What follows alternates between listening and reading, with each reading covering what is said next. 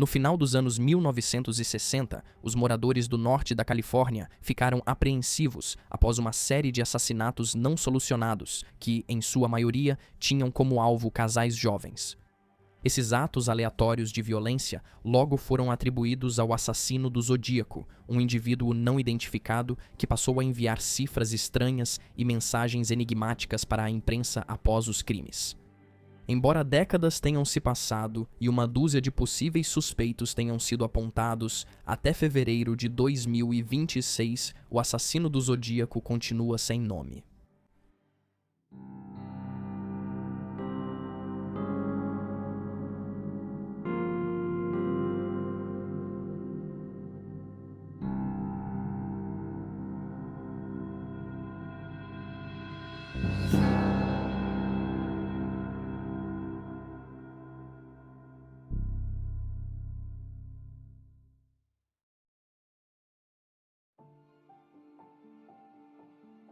Os primeiros assassinatos confirmados do Zodíaco aconteceram na noite de 20 de dezembro de 1968, quando David Faraday, de 17 anos, e sua namorada Betty Lou Jensen, de 16 anos, foram mortos a tiros. O romance entre os dois havia começado recentemente. Na verdade, era o primeiro encontro do casal naquela noite em que morreram. Depois de prometer que Betty Lou Jensen estaria em casa até as 23h, o casal saiu no carro de David e acabou estacionando em um ponto de encontro de casais na Lake Herman Road, em Benicia, Califórnia. Motoristas viram o carro no local e não notaram nada estranho, até que, depois de um tempo, alguém percebeu um corpo à beira da estrada. Os investigadores descobriram que Betty Lou havia sido baleada 5 vezes nas costas, enquanto David, que estava mais próximo do carro, levou um tiro na cabeça. Surpreendentemente, ele ainda estava vivo, mas morreu logo depois. As autoridades notaram buracos de bala no teto e na janela traseira do carro, indicando que o casal foi forçado a sair após tiros de advertência. As evidências coletadas na cena incluíam cápsulas de balas que foram identificadas como Winchester Western Super X revestidas de cobre. Enquanto testes balísticos revelaram que o autor provavelmente usou uma arma calibre .22, possivelmente uma pistola semiautomática J.C. Higgins, modelo 80. O segundo casal de vítimas confirmadas foi Darlene Ferrin, de 22 anos, e Michael Majot, de 19 anos.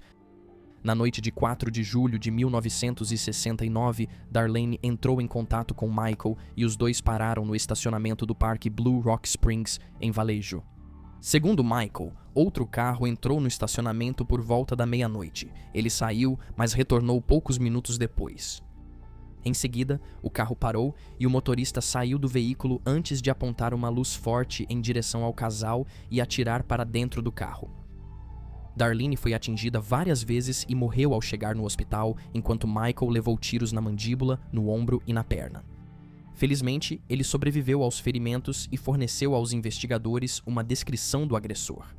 Ele disse que o agressor era um homem branco, corpulento, com cerca de 1,73 m de altura e pesando cerca de 90 quilos, e acrescentou que ele tinha o rosto grande, cabelo castanho claro encaracolado e usava roupas escuras. No entanto, essas informações não foram suficientes para a polícia avançar e não levaram a nenhuma pista útil ou nomes. Às 12h40 da noite dos tiroteios, um homem não identificado entrou em contato com o departamento de polícia de Vallejo e alegou ser responsável não apenas pelos ataques a Darlene e Michael, mas também pelos ataques a Betty Lou e David. O atendente da polícia que recebeu a ligação relatou que o homem falava com uma voz baixa e monótona e disse, abre aspas, "Quero relatar um assassinato. Indo 1 milha a leste na Columbus Parkway, você verá jovens em um carro marrom. Foram baleados com pistola 9mm Luger. Eu também matei aqueles jovens no ano passado. Adeus." Notavelmente, as evidências forenses mostraram que Darlene e Michael realmente foram baleados com uma pistola 9mm. A ligação foi rastreada até um telefone público em um posto de gasolina próximo, mas o responsável nunca foi encontrado. Há algumas especulações de que Darlene conhecia o agressor do casal. Inicialmente, Michael afirmou que não podia identificar o homem, mas depois disse que seu nome era Richard. A irmã de Darlene disse que ela, com 22 anos, já namorou um homem chamado Richard. Curiosamente, nas correspondências posteriores do Zodíaco, ele sempre se referiu a Darlene apenas como garota. Existe uma foto disponível online de Darlene com um homem que se parecia com o retrato falado feito pela polícia no final de 1969 após o assassinato de Paul Stine, sendo que a foto foi tirada em algum momento de 1966 ou 1967 em São Francisco. O autor de livros sobre crimes reais, Robert Graysmith, e outros escritores concluíram, com base em entrevistas com amigos de Darlene, que ela provavelmente conhecia seu assassino, embora a polícia nunca tenha provado essa ligação. Mais tarde naquele ano, em 27 de setembro, o assassino do Zodíaco atacou novamente. 2 estudantes universitários, Cecilia Ann Shepard, de 22 anos, e Brian Hartnell, de 20 anos, estavam passando o tempo à beira do lago Berryessa, a cerca de 48 quilômetros de Napa, Califórnia, quando foram abordados por um homem empunhando uma arma e vestindo uma fantasia distinta com capuz, onde um círculo branco com uma cruz no centro estava costurado sobre o peito dele. O homem disse que fugiu da prisão, precisava de dinheiro e um veículo para ir ao México, e então amarrou os pulsos deles com um varal de plástico já cortado. Os jovens acharam que o homem pegaria o que precisava e iria embora, mas, em vez disso, ele esfaqueou Brian nas costas com uma faca grande. Em seguida, ele esfaqueou Cecilia 10 vezes. Depois, ele foi até o carro de Brian e usou uma caneta para desenhar um círculo com uma cruz na porta, junto com as datas e horários dos ataques anteriores. Ele acrescentou 7, 27, 69 e 6:30 à lista, assim como a frase "por faca". Às 19h40, o Departamento de Polícia de Napa foi acionado por alguém para relatar um duplo homicídio. Descreveram o carro de Brian e orientaram a polícia até a cena do crime. Ele então admitiu: "Fui eu quem fez isso". O telefone público foi rastreado até um lava-rápido em Napa. Cecilia não resistiu aos ferimentos no hospital, mas Brian sobreviveu ao ataque. A última vítima confirmada do Zodíaco foi Paul Lee Stine, de 28 anos. Paul, estudante e marido, trabalhava como taxista em São Francisco. Na noite de 11 de outubro de 1969, ele foi para o bairro de Presidio Heights, onde seu passageiro deveria descer. No entanto, no cruzamento das ruas Washington e Cherry, Paul foi baleado na cabeça por seu passageiro. Curiosamente, o assassino retirou um pedaço da camisa da vítima. Ele fugiu antes da chegada da polícia, mas foi visto pelas autoridades na região.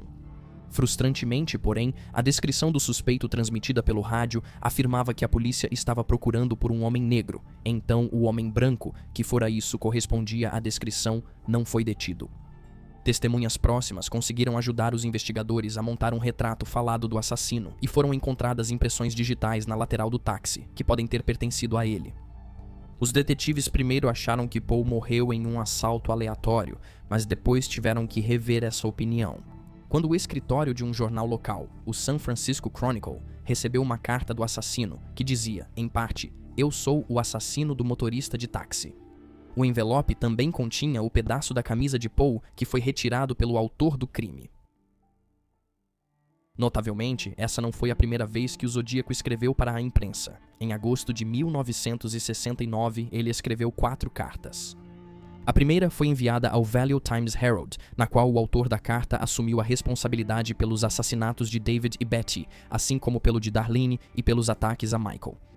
Para provar que era o culpado, ele incluiu detalhes que não haviam sido divulgados ao público, como o número de tiros disparados, a munição utilizada, onde os corpos das vítimas foram deixados e o que elas estavam vestindo. Ele também incluiu parte de uma cifra que, segundo ele, continha sua identidade. Ele dividiu a cifra em 3 partes, enviando as outras 2 partes para o San Francisco Chronicle e o San Francisco Examiner. O assassino do Zodíaco exigiu que as cifras fossem publicadas na primeira página de cada jornal e ameaçou matar mais se isso não fosse atendido. O Chronicle atendeu à exigência e também entrevistou o chefe de polícia de Vallejo na época como parte do artigo.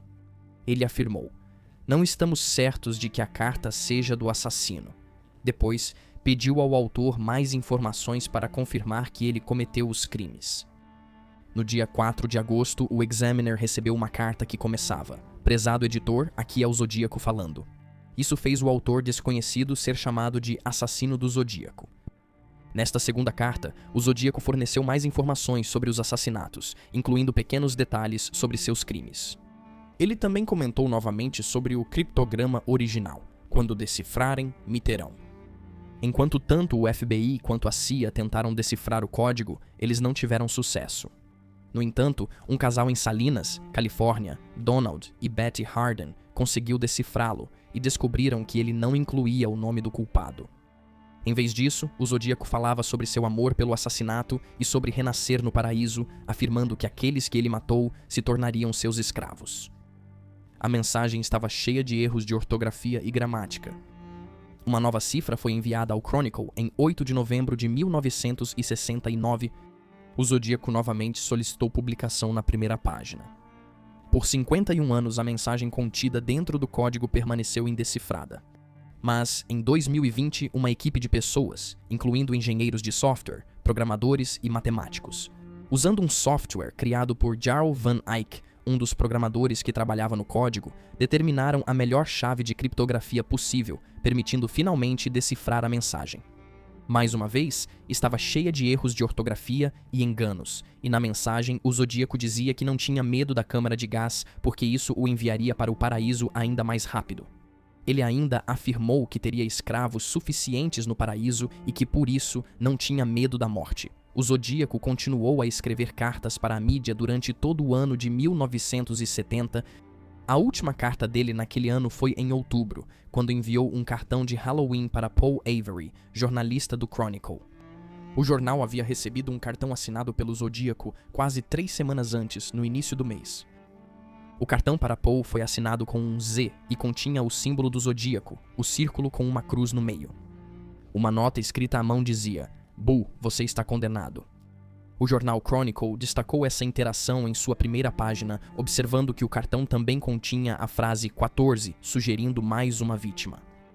Paul recusou proteção policial e, mais tarde, recebeu uma carta anônima apontando as semelhanças entre os crimes do Zodíaco e o assassinato de Cherry Jo Bates em 1966, uma jovem de 18 anos que foi brutalmente esfaqueada até a morte em Riverside, Califórnia. Apesar das ameaças, no entanto, o Zodíaco nunca atacou Paul. O Zodíaco ficou em silêncio entre outubro de 1970 e março de 1971, quando escreveu para o LA Times, provocando a polícia e assumindo a responsabilidade por 17 assassinatos. Ele não entrou mais em contato com a imprensa até janeiro de 1974, quando o Chronicle recebeu outra carta em que o Zodíaco reclamava de um colunista e elogiava o recente filme de terror O Exorcista. Ele concluiu a carta com uma pontuação, abre aspas, "Eu 37 SFPD 0. Em 2009, foi relatado que o Departamento de Polícia de São Francisco havia investigado cerca de 2.500 possíveis suspeitos relacionados ao caso do Zodíaco. Desse número, só cerca de meia dúzia de nomes em sua lista foram considerados realmente credíveis. O principal suspeito, e o único que já foi publicamente apontado pela polícia, é Arthur Lee Allen. Ele nasceu no Havaí em 1933 e, em 1951, aos 18 anos, alistou-se na Marinha dos Estados Unidos, onde permaneceu por 8 anos até ser dispensado com honra. Posteriormente, ele teve vínculo com o California Polytechnic State College. No início dos anos 60, mudou-se para Itascadero, Califórnia, onde passou um tempo trabalhando como professor. Mais tarde, ele passou a trabalhar como mecânico. Allen chamou a atenção da polícia logo no início da investigação. Ele foi interrogado várias vezes em 1969 e foi alvo de inúmeros mandados de busca ao longo de 2 décadas. Em 2007, o autor de True Crime Robert Gray Smith, que acompanhou ativamente o caso do Zodíaco, afirmou que vários policiais acreditavam que Allen era o suspeito mais provável. 3 anos depois, um investigador do Departamento de Polícia de São Francisco notou que todas as evidências contra ele acabaram não se confirmando. Algumas das evidências contra Allen incluíam o fato de que foi relatado que ele estava nas proximidades do Lago Berryessa na noite de 27 de setembro de 1969, que um ex-amigo se lembrou dele falando sobre seu desejo de matar, que ele usava o nome Zodíaco e que ele havia acoplado uma lanterna a uma arma de fogo para ter visibilidade à noite. E que ele admitiu ter estado de posse de facas ensanguentadas no dia do ataque em Berryessa, as quais ele afirmou ter usado para matar uma galinha. Além disso, em 1974, Allen foi internado no Hospital Estadual de Atascadero para tratamento após um caso de abuso infantil. Ele se declarou culpado e, em 1977, recebeu uma sentença de prisão suspensa e 5 anos de liberdade condicional por crime grave. Há algumas especulações de que o motivo pelo qual o Zodíaco parou de se comunicar após 1974 foi porque ele foi preso. Em 1991, a residência de Alan foi novamente revistada pela polícia depois que um antigo conhecido contou à polícia de Vallejo que ele havia admitido anteriormente ser o Zodíaco. Na casa dele, investigadores apreenderam uma máquina de escrever Royal com tipo Elite. Acredita-se que seja o mesmo tipo de máquina de escrever e fonte usada pelo autor da carta sobre Cheri Jo Bates. No mesmo ano, Michael Mageau identificou Alan a partir de um reconhecimento fotográfico de carteiras de motorista de 1968. Ele afirmou: "É ele, é o homem que atirou em mim." Em 2024, a Netflix exibiu um documentário em 3 partes intitulado Aqui é o Zodíaco Falando. No documentário, ex-alunos de Alan dos tempos em que ele era professor falaram sobre seu interesse em criptologia e nas músicas da ópera O Mikado, que o Zodíaco mencionou em pelo menos uma de suas cartas. Talvez uma das partes mais fascinantes do documentário, no entanto, tenha sido o depoimento de um grupo de irmãos, Connie, David e Don Seawater. Alan cuidava regularmente do grupo, responsabilidade dada por a mãe deles, Phyllis. Afirmaram que, em várias viagens com Alan, ele talvez buscasse locais para cometer assassinatos. Em um passeio em 1963, ele deixou as crianças no carro por 1 hora e voltou com as mãos ensanguentadas. No dia seguinte, os corpos de 2 adolescentes, Robert Domingos e Linda Edwards, foram encontrados na praia próxima, tendo sido mortos a tiros. O casal é considerado possível vítima do Zodíaco. Os irmãos também viajaram com Alan para Riverside, onde Cheri Jo Bates foi morta, e Connie lembrou ter sido agredida sexualmente pelo suspeito do Zodíaco. Connie afirmou que, em 1991, perguntou a Alan se ele era o assassino do Zodíaco, ao que ele respondeu que, se dissesse isso a ela, teria que matá-la. Connie achou graça, mas no ano seguinte, pouco antes da morte de Alan, David tentou arrancar uma confissão do homem mais velho. Segundo relatos, Alan chorou ao telefone e admitiu que os drogava em algumas viagens. Ele também admitiu ter abusado sexualmente de Connie, e quando perguntado se era o assassino do Zodíaco, Alan, ainda chorando, admitiu que era. Segundo relatos, David informou a polícia sobre a confissão, mas disseram que nada podia ser feito.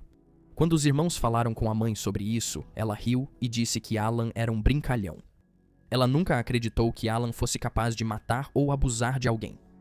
Após a morte dela em 2017, porém, os irmãos descobriram cartas de Alan nas quais ele discutia o caso do assassino do Zodíaco com Phyllis.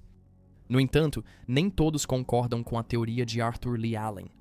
Os policiais que atenderam ao assassinato de Paul Stine notaram que ele pesava cerca de 45 quilos a mais que o suspeito visto fugindo.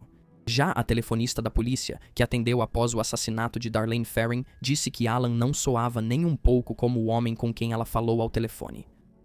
Além disso, a caligrafia de Alan não bate com as cartas do Zodíaco, e o DNA das cartas também não corresponde ao do condenado por abuso infantil. Além disso, suas impressões digitais não correspondiam às deixadas no táxi de Paul Stine. Alan morreu em 1992 aos 58 anos. Em sua última carta, ele negou ser o Zodíaco. Dezenas de obras de mídia foram produzidas sobre o Zodíaco desde os anos 1960, sendo uma das mais influentes o livro Zodíaco, de Robert Graysmith, publicado em 1986, e o filme de 2007 baseado no caso, também intitulado Zodíaco, estrelado por Jake Gyllenhaal como Robert Grayson, que era cartunista do Chronicle na época, e Mark Ruffalo como Dave Toschi, um inspetor de polícia que trabalhou no caso do Zodíaco após o assassinato de Paul Stine. Até hoje, o assassino do Zodíaco permanece não identificado.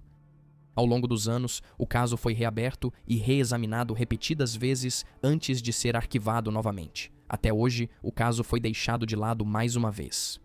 A natureza incomum do caso e a correspondência que o Zodíaco mantinha com a imprensa, assim como o uso de cifras, provavelmente contribuíram para o fascínio duradouro que o público e a mídia mantêm pelo assassino todos esses anos depois. Enquanto a investigação policial está em hiato, detetives amadores e autores que escrevem sobre crimes seguem explorando as várias possibilidades de quem estava por trás dos assassinatos na Califórnia.